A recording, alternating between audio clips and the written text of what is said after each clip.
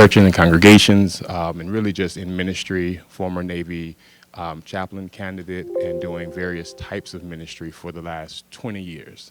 In addition to that, I'm actually going to stand up. Well, I think this is for the recording, so not so much for you guys.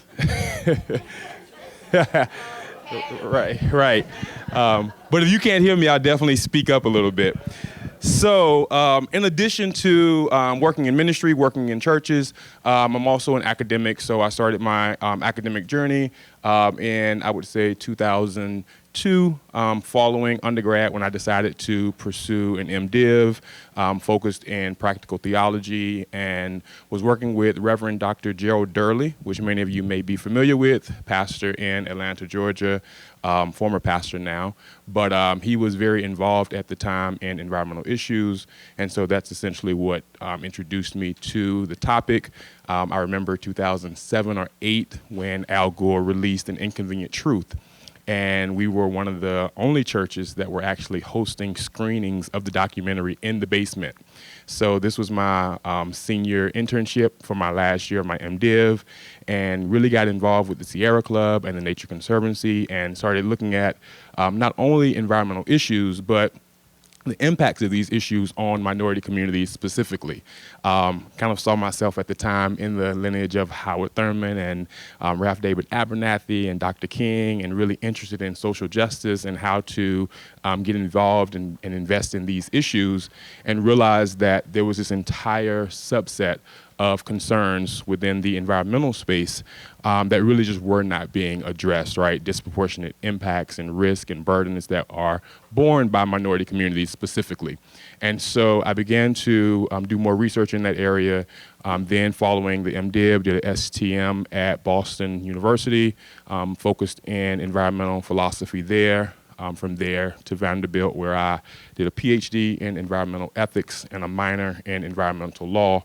And then the law bug kind of bit me. And so after the PhD, I did law school at Pace University, which is the #1 environmental law program in the country as of this year. And thank you. And finished up my law degree. So I'm an environmental attorney by day. I teach at NYU in the environmental studies department. And then on the weekends, I go around and I preach and I share the good news, the evangelion, not only that Jesus came back, but that there's also still work for us to do here while we're waiting for his return. And so my real concern, I guess my real investment in this particular area is because what I saw, in addition to standing at the intersections of the church and in academia and doing the research, is that historically, minority communities have been disproportionately impacted by environmental risk, environmental burdens, and that goes from the sightings of landfills and incinerators. And so when you think about LULUs, locally undesirable land use, where are these facilities sited? Where are they placed, right? So this kind of goes back to Robert Bullard's groundbreaking research in 1981, where he was looking at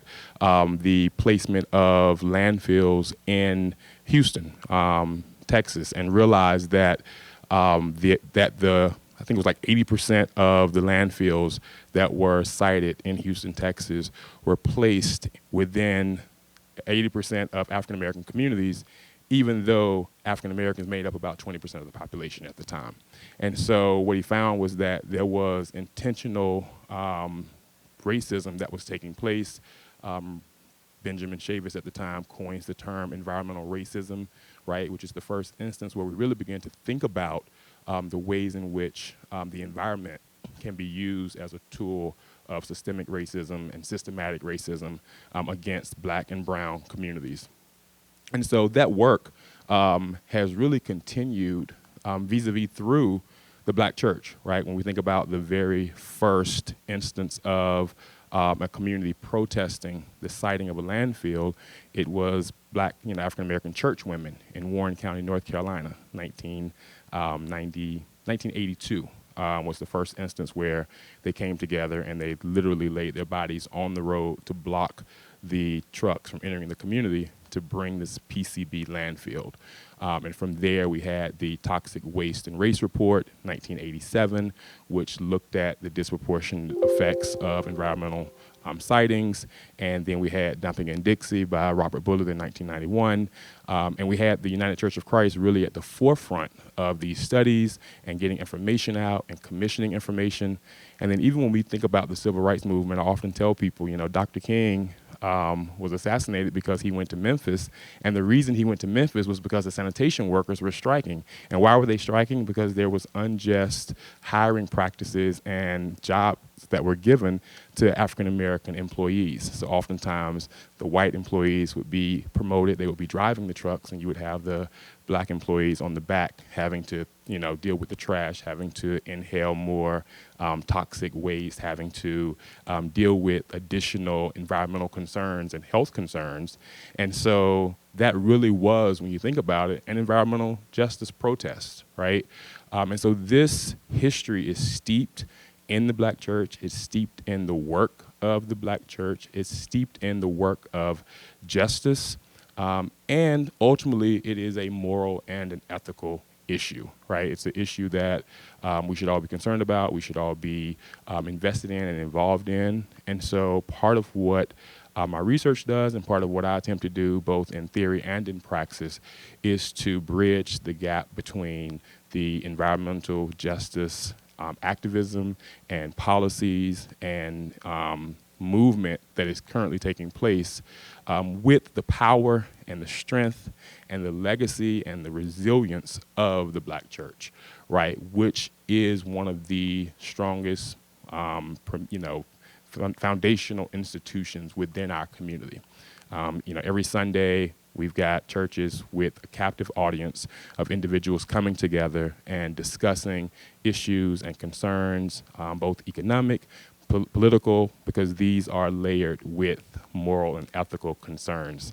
And so I think that part of the work of the black church in the 21st century in reclaiming our prophetic voice, which is the term that I often use, is getting involved in and doing this work specifically within the space of environmental ethics and environmental justice.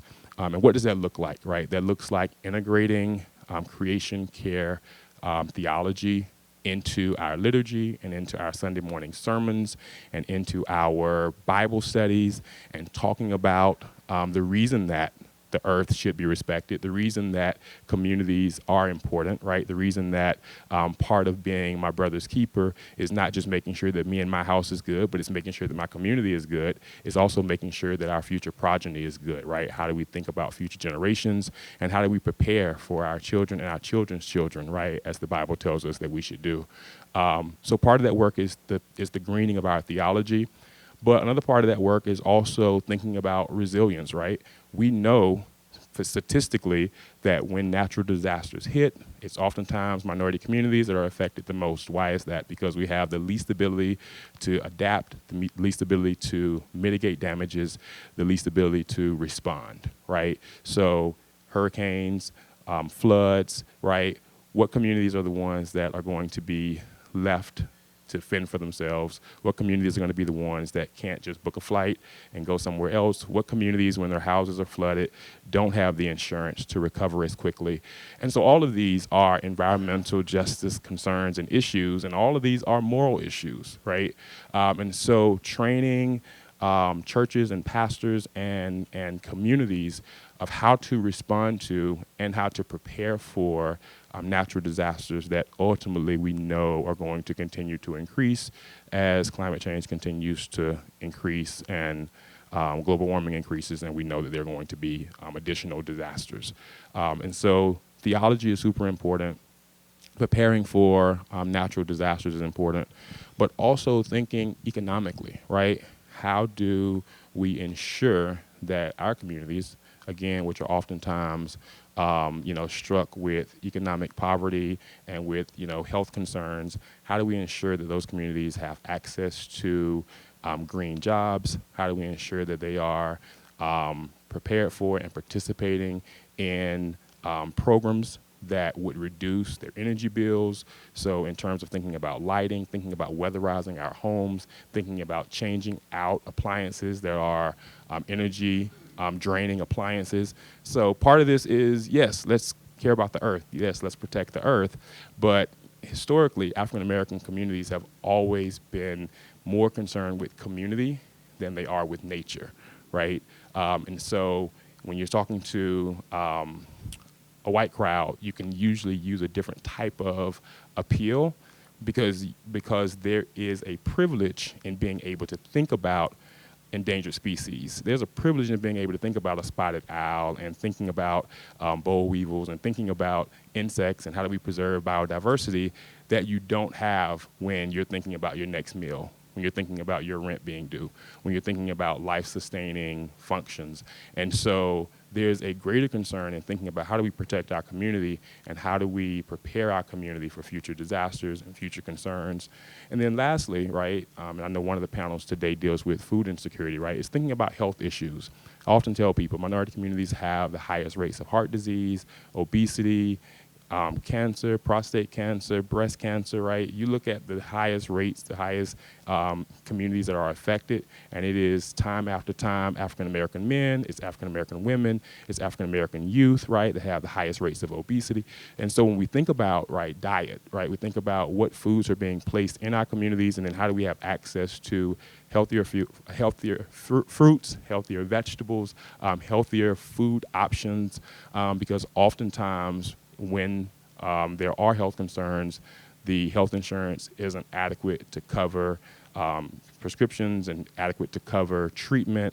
And so we've got to think preventatively about how do we prepare for and prevent these potential disasters prior to them occurring and happening. And so that's just a brief overview of what I do, where my passion is, and kind of how I see my position here and my space here today. Hopefully there'll be additional questions and we can kind of springboard and talk about things that you guys are particularly interested in. So because Dr. Gray is going to have to leave a little early to go to the main stage, it would be a good opportunity if you have questions about his work, or like how churches can implement some of these things or whatever. Great opportunity to do that because I don't believe that I can answer the questions that he can answer. I'm sure you can. I go to a white church that doesn't seem to be very interested in environmental justice, environmental issues, drives me crazy. But any tips on or successes in how to get the churches engaged on a particular Sunday? Let's just say there's an active environmental justice group here in St. Louis and wants to approach African American churches predominantly and raise awareness about environmental justice. Are we going to get a receptive audience? I guess I'm just looking for the nuts and bolts on how to plan the tribe. Right. So, listen, I go to an African-American church that isn't very concerned with environmental justice, so I get it. A lot of our churches, unfortunately, are not as invested. And the reason is because, again, I think it comes back to priority and thinking about, oftentimes, African-American churches have the responsibility of having to prioritize hazards, right? Prioritize issues. And so you're dealing with, Black Lives Matter issues and Black and brown bodies being killed in the street, right? You're dealing with economic issues and concerns. You're dealing with health disparities, right? So you're dealing with a variety of issues, and oftentimes environmental issues seem disconnected. I would say that the best way to get the pastor on board, to get other ministries on board, is to draw those connections, right? Make those connections clear. So if there's a ministry that is doing something that doesn't appear to have an environmental focus, but you're able to see that, right? So if it's the kitchen ministry or the food ministry, right? Maybe they're doing something that's only connected to, feeding the homeless or something to that effect. Maybe suggest that you do vegan meals for the homeless, right? So when we go out into our communities and we're taking meals, why don't we take healthier food options? Why don't we take vegan food options, right? And so then you're able to connect what's already happening with environmental justice concerns, right, and integrate it into the fabric of the congregation.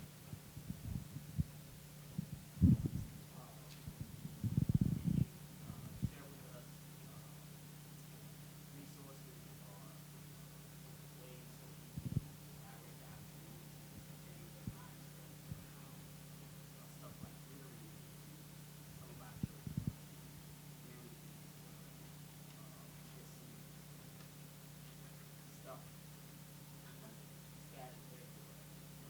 And see ways to kind of help them to change their mindset around beautification of the community. Things you share with us, resources or perhaps methods in which we can implement and change that sort of thing. Right. So that's a really good question. I would say the number one resource is Green the Church. So it's great that you're here. There's a lot of resources here in terms of people and information. But also, so, something as simple as, like I said, when I got my start, working with Gerald Durley and doing screenings in the basement, right? So there's a plethora of amazing documentaries that have been created that address pollution. They deal with meat consumption. They deal with energy issues. I'm thinking, Cowspiracy is a really good one I show in my class. There's one called Earthling that I also show in my class. But again, if you just go on YouTube, there's so many resources, and maybe host a screening at the church, right? Free screening, have everyone come out, serve, food, drinks, and then everyone can watch the documentary together, and then afterwards you can discuss, right? And have someone there to kind of integrate the concepts within a biblical framework, because oftentimes these documentaries don't have that additional perspective that we have to understand how, this is something that God and the Bible has already been advocating and speaking on prior to the documentary, but we're able to make those connections and make it relevant. Could you say something more about the politics and economics of environmental injustice? I've found that either, for example, I work a lot in Richmond, California, where there's a giant refinery. The refinery came before the communities of poverty surrounded it because nobody wanted to live close to the poison. In other cases, because of the lack of political power of individual poverty, the coal plant or the refinery is placed within that. So, can you say something? Right. So this is an issue within law that's really difficult to get at, because we have policies that prohibit discrimination. And so if a company places a landfill or an incinerator within a African American community because it's an African American community, that's a clear violation of the law, and then they can be penalized, and there can be injunctions, and they can be stopped, and all of these things. The problem is that the way the law is written, it's based not off of impact, but it's based off of intent, which means that you have to have a clear smoking gun, right? An email from a CEO that says, yeah, let's put it in this community because they're African Americans, right? Short of that, even if you show, right, there's 15 incinerators in this community, it's contributing to, disparate health, it's contributing to infant mortality, and the reason is because this community is 80% black, this community is 80% poor, and right across the river you've got an affluent white community, and there's no incinerators, there's no, landfills. So even when you show that and it's clear as day on paper, because there is not clear intentional racism, right? What the companies say is, oh, well, the property was cheaper there, right? Right? So, well, yeah, obviously it's cheaper there because you've polluted it, right? You've ruined the air quality, you've ruined the water quality, right? And so there's very few instances where we find communities really able to get legal justice. I often tell people there's three types of capital that are important when it comes to environmental issues. That's social capital, meaning you have to know people. That's political capital, meaning you need some type of power. And that's economic capital, which means you need money to wage a lawsuit, right? And oftentimes economic, social, and political capital is located in white affluent communities, and communities that don't have that often end up distressed as a result.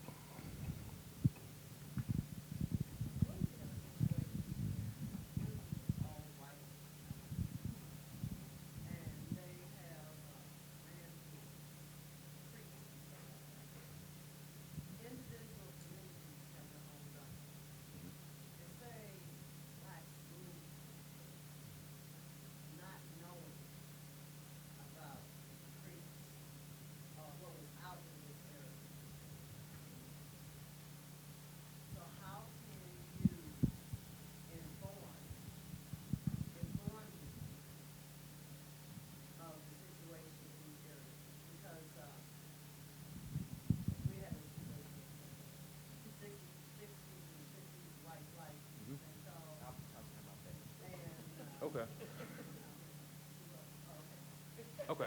Well, in that case, I'm going to defer then, since you probably are more of an expert in that. Okay.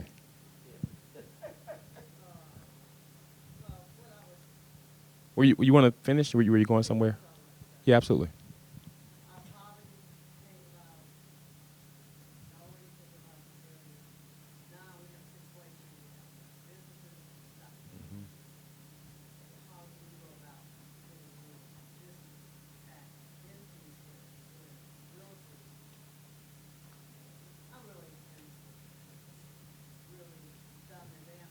Right.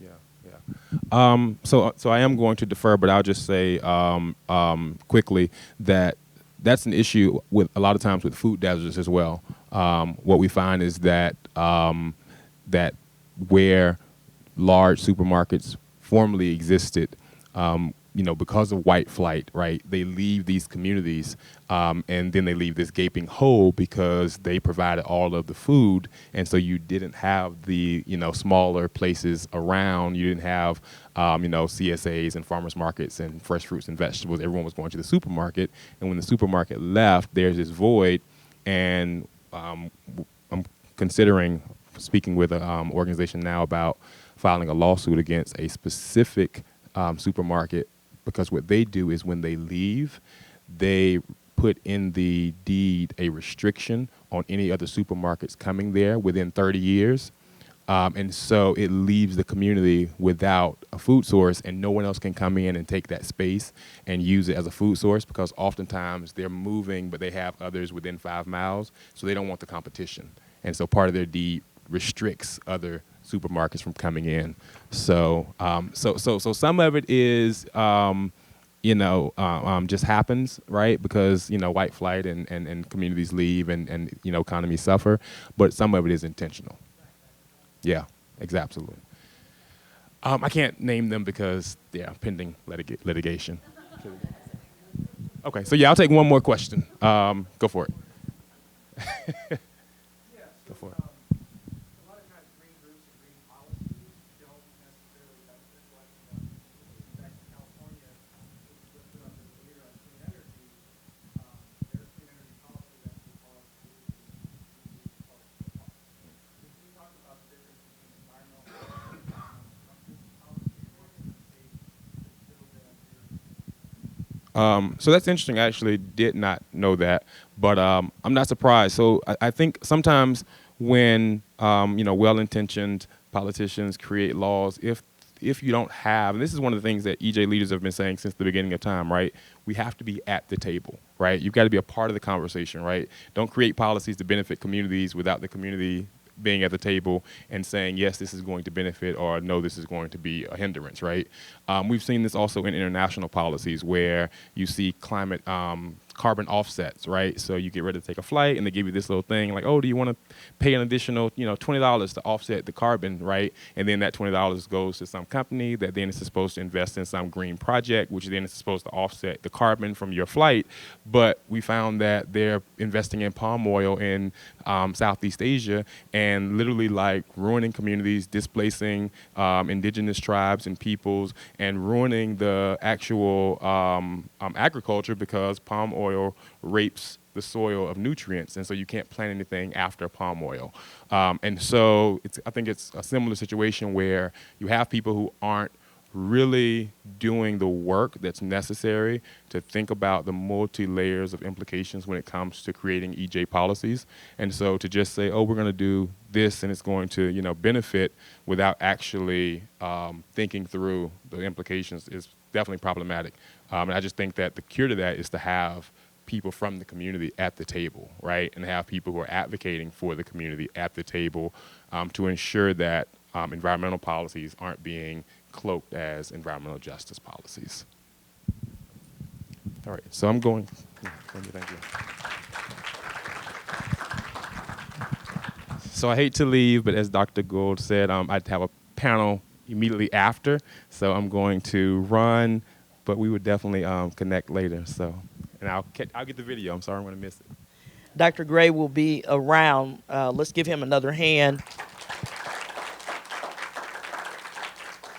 And he certainly exemplifies how ministry is not nuanced in one space, not just what happens in the pulpit, but also what happens in the courts system as well as the public square. I am Pastor Cassandra Gould. I have the privilege of being the pastor of the oldest black entity in Jefferson City, Quinn Chapel African Methodist Episcopal Church. And somehow I let some people talk me into having another job as if that job wasn't enough. I'm also a part of the national network Faith in Action, which is the largest grassroots faith-based organizing entity in the country. I run the Missouri Federation, Missouri Faith Voices. We have chapters here in St. Louis, Columbia, Jefferson City, and Springfield, Missouri. I come to this work, so I would easily be described as a preacher from the prophetic tradition. I come to this work, I heard Dr. William Barber say that as a person born in the height of the civil rights movement, that he feels like he inherited a mantle.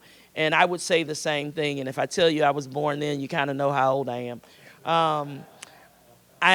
When other children were listening to stories about Jack and Jill and whoever else the stories were about, my mother was telling her own story about being in Selma before Dr. King arrived.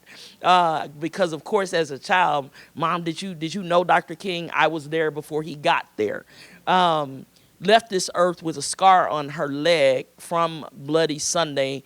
According to her cousins who were like her sisters, they tell us that she spent many nights in jail. That's just the only one that she told us about. So I come to this work from a lens of, I was always taught, even long before I accepted a call in ministry, that you didn't want to be the 5 o'clock reporter. And my first degree was journalism, so I kind of wanted to be the 5 o'clock reporter, but maybe that's why I never got that job, because I could hear my dad saying the 5 o'clock reporter is the easiest job in town. They don't really do anything. They just record everything that's already happened and tell you what you have missed. But you want to be a forecaster. You want to be someone that looks at what is and imagines a different way. And I believe that that is also the work and the role of the church. I'm going to go over to the computer so that I can show you this slide presentation. And it's mostly to keep me on task, not that it's real fancy or anything like that. Did we turn it off or did we just? All right. Bam. There we go. It's coming. It probably needs to warm up again, I'm assuming. All right. Is there another button we need to push? So, yeah, because I don't even hear it. Okay. So while it's warming up, I want to really take a slightly different direction. So I believe, like someone asked, like, how do you get the church involved, right? And so the church is really good at charity. And oftentimes the things that we work on are symptoms of injustice. And it's easier. You don't get a scar on your leg and get to spend the night in jail if you just work on the symptoms. Because nobody's coming to your church and arresting folk for serving food in the food pantry or for helping people with medical expenses because of the environmental toxins that are in their environment. It's easy work. Charity work is necessary, but it's also risk-free. So I'm a Christian pastor, so I can't, we're a multi-faith organization, but what I know about is Christianity, and my understanding and how I interpret it is it's always risky business. And so the difference between our charitable acts of dealing with the symptoms is That's really comfortable. But what I believe the church is called to do, even in this case, is to actually confront the systems. And so that's the part that I believe keeps people from saying anything, because nobody really wants to confront the system, because everybody understands that if you confront the system, you could end up like Dr. King, sleeping in your grave. And so I believe that we have a great opportunity in this moment to actually really do a better job of connecting the dots. When we start to talk about sources, I'm going to talk about Coldwater Creek in a little while. But when we talk about it's why that happens, it's not accidental. It's an arrangement.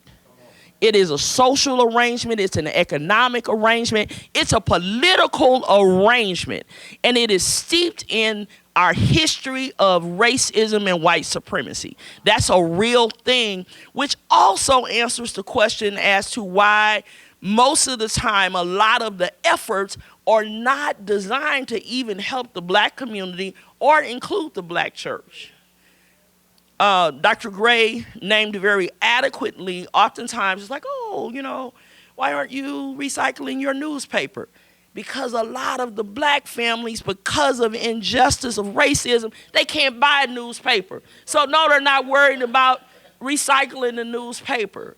And the church is the hospital that the people come to, and so it becomes even lower on our priority list because we're too busy trying to treat the symptoms and make sure that people can sleep tonight and wake up in the morning and not have to go through as much hell as they go through.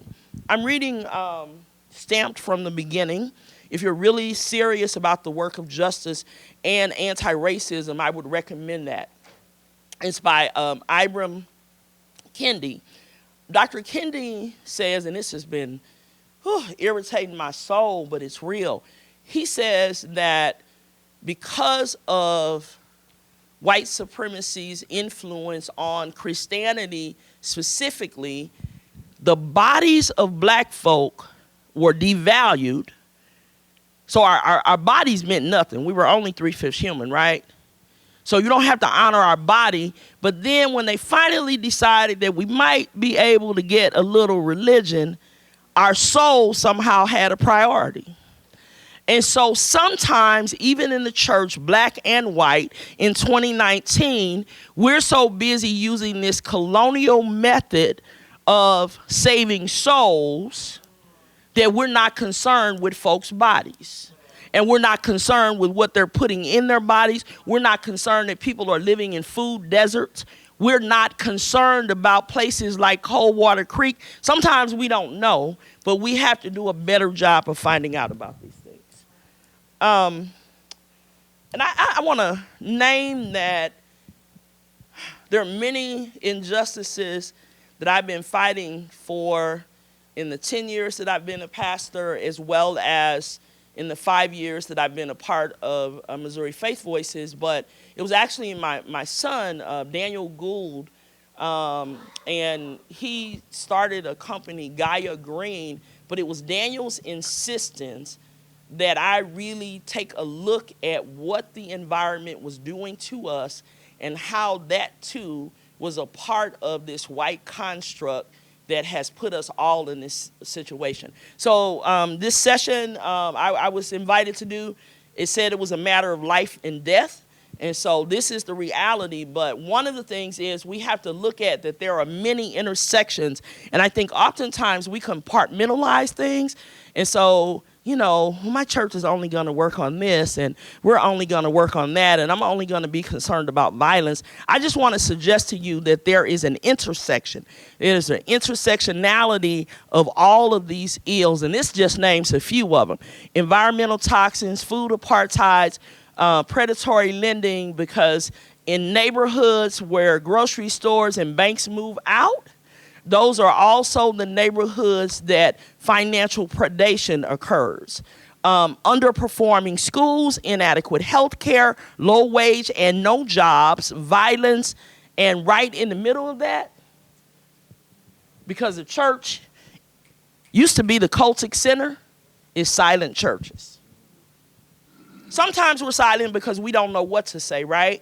So I'm also going to name that. And I did what I always tell people not to do. I made this print really small here. A Tale of Two Cities. I'm from Alabama. When I moved to St. Louis as a little girl, it was time to go to high school, and this has nothing to do with environmental justice, but, you know, preachers got to tell a lot of stories. I wrote my first op-ed at age 14, and I called it A Tale of Two Cities. Why? Because we went to school from my grandparents' house. But they lived in a neighborhood. The school was Beaumont High School. They lived at Greer, 3849 Greer at Vandevender. I heard my grandmother talk about how that community had changed and how the school used to be white and now it's black and et cetera. So I had gone to school in spaces with people who didn't look like me, not in my community, not because of busing, but because of a special program. I begged my parents. I was like, I don't want to go. I was going to go to Rosada Kane. I'm not Catholic. I don't want to go there. I don't want to wear a uniform. And I want to be with my friends. So they're like, okay. They go to register me at Beaumont High School. The principal, who knew my mother, came out and said, I cannot let her go here because by the time she's a junior, I won't have any math and science for her. I guess I kind of liked math. And so we had to get a permissive transfer to go to Southwest High School.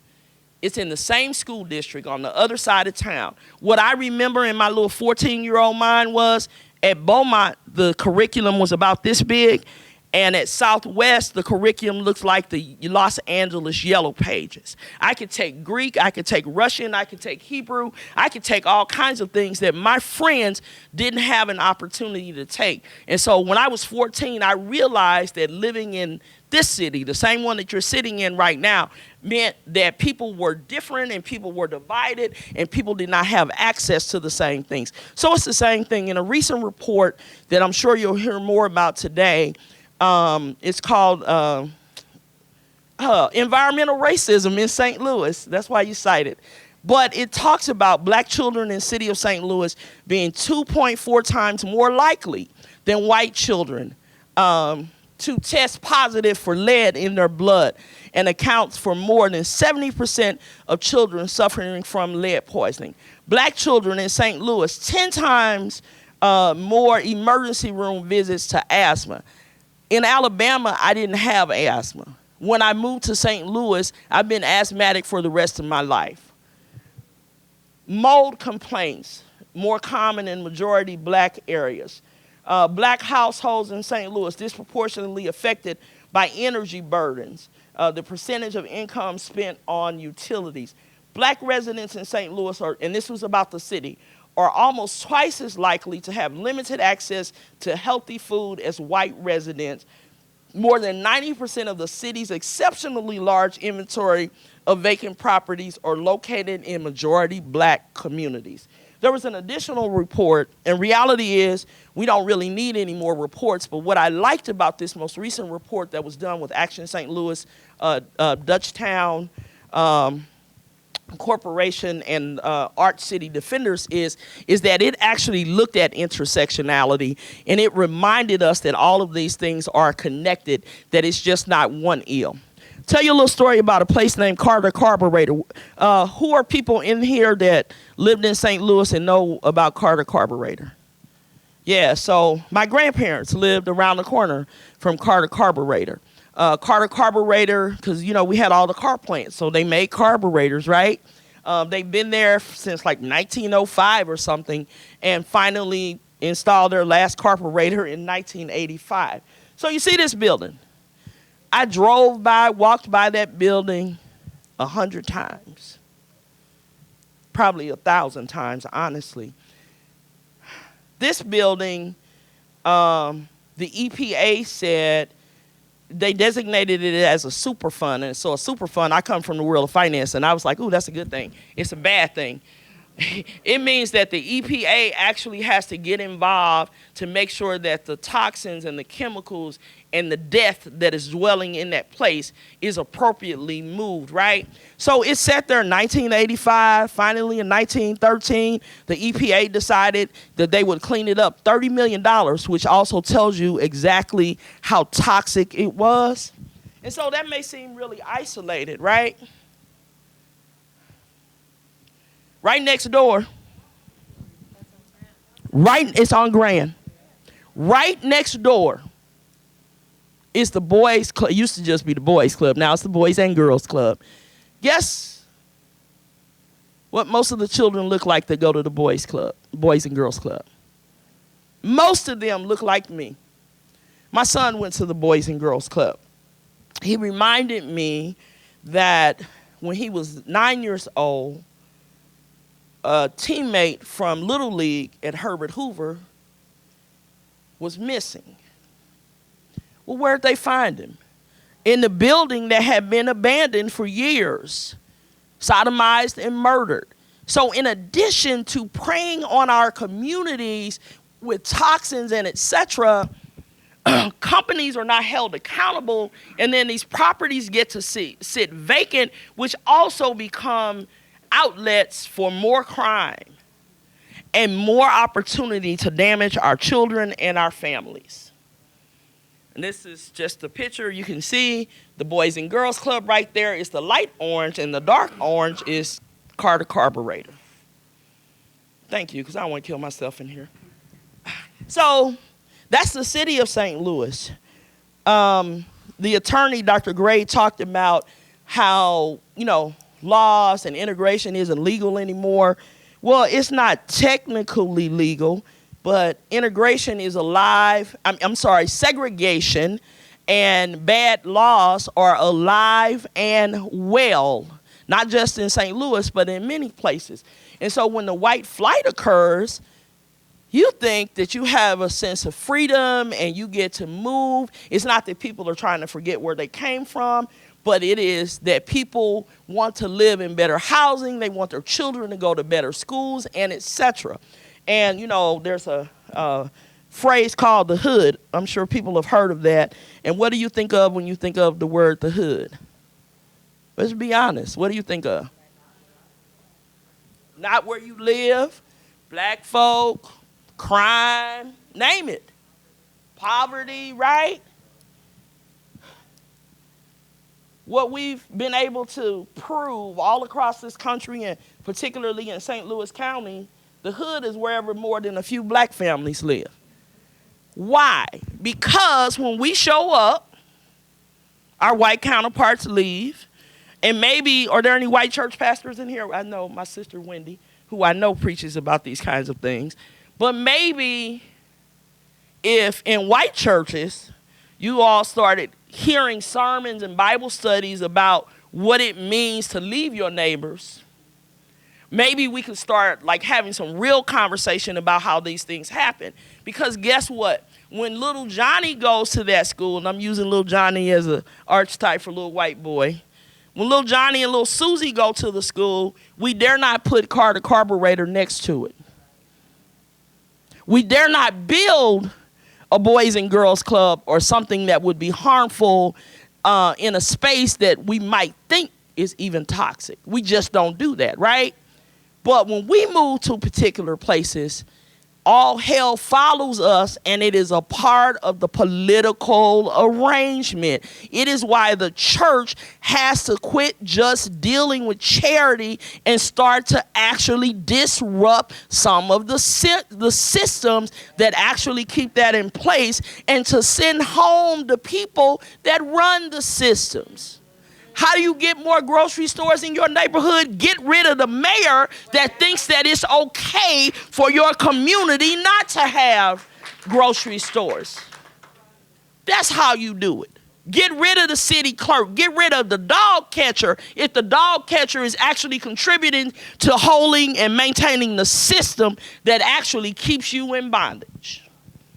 So on this map, the dark orange places show where cancer cancer. Cases of cancer was significantly higher. Little place called Coldwater Creek that runs through North County. What do we know about North County, people from St. Louis? Say it. Migration. You can get a lot of bang for your buck in North County. You get a big house with a pool and etc. So when educated, hardworking African Americans use their choice, which I keep telling people is a white construct, it was never intended for us, and folk don't want us to have it or use it. When they exercise their choice with their good jobs and move to North County, guess what? Other people moved out, and there was more evidence of all of these things that we're talking about. So Coldwater Creek, obviously the creek was already there, right? You don't get to, create the creek just because the black folk got there. In 1942, they started dumping uranium. 1942. That was long before we got there, right? But the reason that it's not urgent and it's not a problem is because there's so many people who look like me who live there.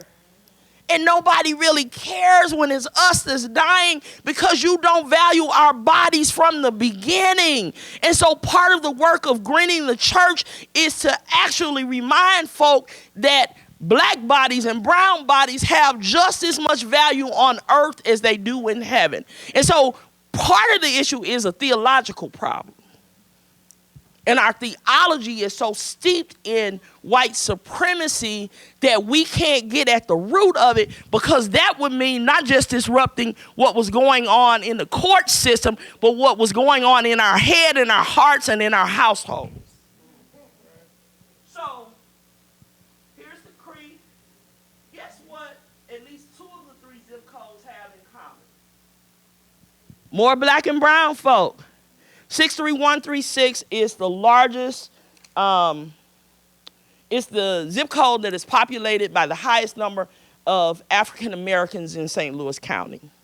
In 63134, it's a smaller zip code, so 43,521 black folk live in 63136 compared to 3,839 white counterparts and about 1,000 of everybody else. 63134 is a smaller zip code, 8,507 black folks versus 3,954 white counterparts and about 800 of everybody else. The only zip code that is a little different is Hazelwood 63042, where there's about 16% African Americans. But reality is, wherever we are, there is less concern politically. There's less concern in the media. There's less concern in the church about all of the ills. So, again, because I'm not just a reporter, the forecast is we have great opportunity. I always tell my staff that wherever you have a challenge, you got an opportunity to get better, to do better. And so we got a great opportunity as the church. And so maybe your part starts by getting rid of styrofoam and, using bio-friendly kinds of products. But again, that's the less risky work that's also not going to save as many lives in your lifetime, right? So part of it is we have to make decisions. And I asked this to my national network a couple of weeks ago. You have to decide individually in your church, whether you sit in the pews or in the pulpit, are you going to be a pallbearer, or are you going to actually be prophetic? It takes more courage to be prophetic, to actually deal with the ills, to go upstream and actually confront the problems before it sails downstream into the creek that children play in. It's a cancer cluster. You can Google it. There are McClure North High School. There's an article by Ray Hartman that was ran probably in 2014 in the St. Louis Post, and it talked about the 20th high school reunion, and everybody seemed fine. And within 2 years, like 8 to 10 people in the class were dead from cancer, 40 years old, 41, 42 years old. There are children who were born, there are 3 cases that I know of, children born with one eye, all kind of birth defects and deformities. Not all of them look like me, but many of them do. And so these are real things. Anybody in here old enough to remember Times Beach? So Times Beach was, and I know it was probably 900% white, right? Out by Eureka, Missouri, near Six Flags. Times Beach doesn't exist anymore, right? Because they had less toxicity than there is in Coldwater Creek. They did everything possible to move all of the people out and relocate them to safer places and paid for their relocation. Coldwater Creek, folks still live in Hazelwood. Folks still live in Jennings and Ferguson and all of the other communities, parts of Florissant. People are still living there with food apartheid because, like she said, businesses don't want to show up there. Why would I want to show up here, right? People are still living there and still dealing with it. I know of one lawsuit with one white couple who actually successfully sued, but that's one couple. And there are a whole lot of dead and dying people that are dying daily and don't even know what their bodies have actually taken in. Like, this is an issue that your church has to deal with. And so I invite you, there's some faith voices. We organize people. We mobilize people around issues. Antona, my wonderful staff cohort, is here. Reverend Clyde. Just take a piece of paper. Put your church in the middle. My son calls it the pain map. In a one pain map, in a 1 mile radius around your church, what are the ills? What's the pain that is experienced? If you live in certain zip codes, your map is going to just be full.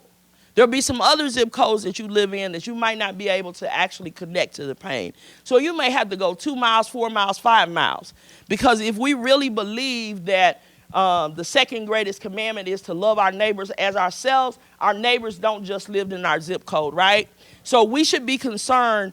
The Ferguson report lifted this up, and for the sake of all, actually named this, is that the life disparity between 63115, which is a zip code in the hood, and 63105, which is Clayton, is about 18 years. Why should people in Clayton get to live longer?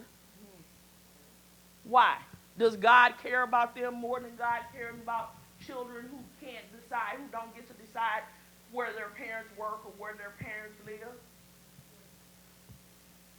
Those are the things that the church needs to deal with. And so if there's no pain in your proximity, then you should come. I can give you a whole list of church pastors. Reverend Clyde, there's a lot of pain in your proximity, right? He would love to have you come and help him deal with the pain and confront the systems in his community. He's in the 63115, exactly.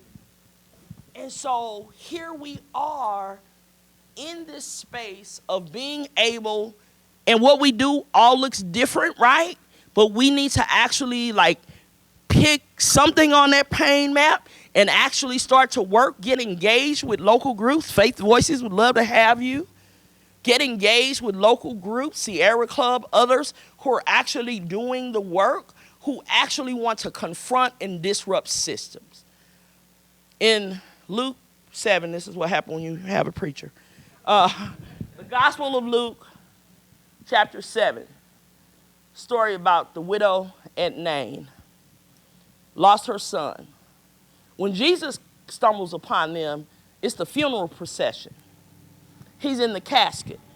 Jesus disrupts the funeral procession so that he might speak life to dead situations. And so the role of the church is to disrupt that which is destined to kill us.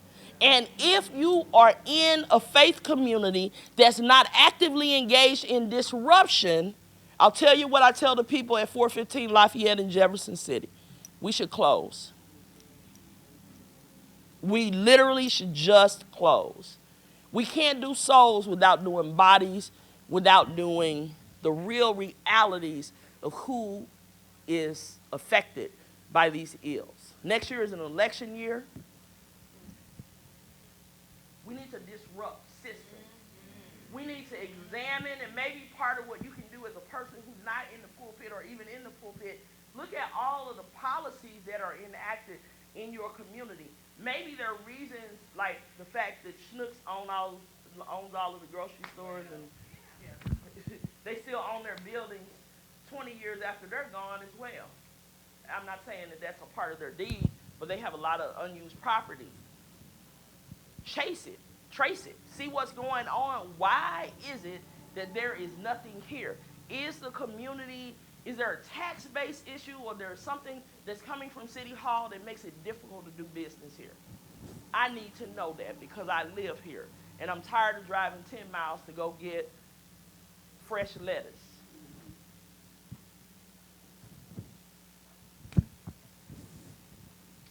That's my spiel. There's a lot I can say, honestly, but I want you got to figure out where your Coldwater Creek is, right? You need to figure out on that paint map, are there companies or et cetera, and that do, chemical companies like Monsanto and those people, where are they dumping their stuff? I want to say about Coldwater Creek. During the movie out, Yes, go. NACP, we're trying to get a place to show the movie Okay. in October here. Bruce Martin is our chairperson. But I'm going to tell you about Coldwater Creek. The black lady that moved off of Jackstown Road. This is about 2060. Okay, she got this lady had three children at her time from living around Coldwater Creek. That's real. Well, the lady has had surgery. I don't know how if he recovered from it or not, from it. But anyway, that creek, and then there's different areas like Bridgeton, Spanish Village. Okay, there's been, people meeting, but we don't go to them. I don't mean to be rude. No, I understand. But, I came to the Economic Council one year and brought and told them about Westlake Landfill and Coldwater Creek. And one minister, Baptist, he said, how come we don't know more about it? I said, there has been meetings, maybe one or two or three of us will show up. So how do they get the information It's out in the about paper. it? Okay. It's in the paper, and it's, we're gonna put ours in the paper too, but it's being broadcast. Right. And these people, in Spanish Village, I think some of them have won their lawsuits, or they're still going on, but I'm talking about us. Yes. And so one thing, and so I deal with a lot of campaigns of various kinds, whether it's raising the minimum wage, and when I say campaigns, not people, although sometimes I do that too. But raising the minimum wage, getting rid of gerrymandering, or et cetera. Sometimes we also have to look at like how messages are given. So we may not honestly, no excuse, reality is, some of the places that messages are put are not places that black folk are looking. So what does it look like? So if the pastor, and I'm assuming the then pastor of Westside, who was a 47-year pastor or whatever, if he didn't know about it, the average person didn't know about it. So why not send it to the churches? You understand what I'm saying? We always re-victimize the victim, and we're like, well, y'all didn't show up. I didn't know to show up. I didn't know where to show up. And so not everybody's reading the paper. Not everybody's going to church. But the thing I know is that I can be guaranteed that on Sunday, somebody's going to be sitting in those pews, right? And so give it to the black churches. I see some of my sorors in here. Send it out to the sororities and the fraternities. Give it to make the Masonic Lodge. Put it in places, put it on social media, put Instagram, put it in places that folks can have access to it. Yeah, I do an environment there, and reaching out to black communities, and you're very right with whether or not But the doors. exactly. But also doing it good bump with reaching out to specific like local corner store, That's right. stand up sign on the actual counter. Yeah, they won't read it. It's just scanning it on their face.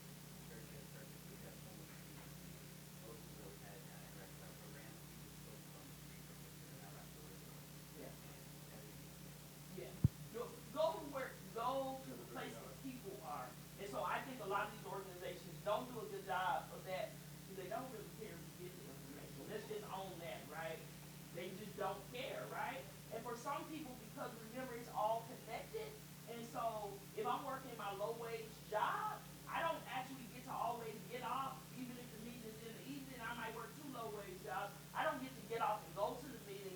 I don't have any messenger from my community that's able to bring me the information back because you really didn't want me to have it anyway. Someone over here, anybody? Can you speak to resources for municipalities to assist in the cleanup? When you're dealing with small municipalities who oftentimes a brown person becomes mayor and they're struggling with the blight, they're struggling with Yeah. the desert. And I they're would say struggling with whenever the- there's cleanup involved, attorneys. So what is the probability of suing the company that did this, right? But then also then you hold your state officials, you hold in the Carter Carburetor issue, Congressman Clay, senior and president, was very engaged in actually getting the EPA to be responsible for that $30 million. And so you go up the totem pole. And so if you there are a lot of little North County municipalities that got 27 people in them for real. And so you call the state, call the congressperson, take it up the totem pole is what I would suggest in that case. And like use media, like put people on blast, quit letting people get away with stuff. That's also like this white construct around the church. And then I got one more minute. But that is a white construct, like we don't really want to call people out. We don't want to hold people accountable. Within your study, have you seen a city who has rebounded from, give a test case for a city? So I cannot say that. There are probably others who may have that. As I said, Pines Beach, they just closed it down and sent it home. So I don't know what rebounding looks like. It probably depends on how deep it is. Like sometimes I'm troubled, like even with the carburetor thing, they're like, we really want the boys club to have that property. A property that the EPA said, although they said they didn't think it was dangerous, but the toxins and chemicals went down like 25 feet into the ground. So that's beyond my scope of knowledge. Not sure about that. Any other questions? And again, I know this is a teaser, right? But I hope you'll go home and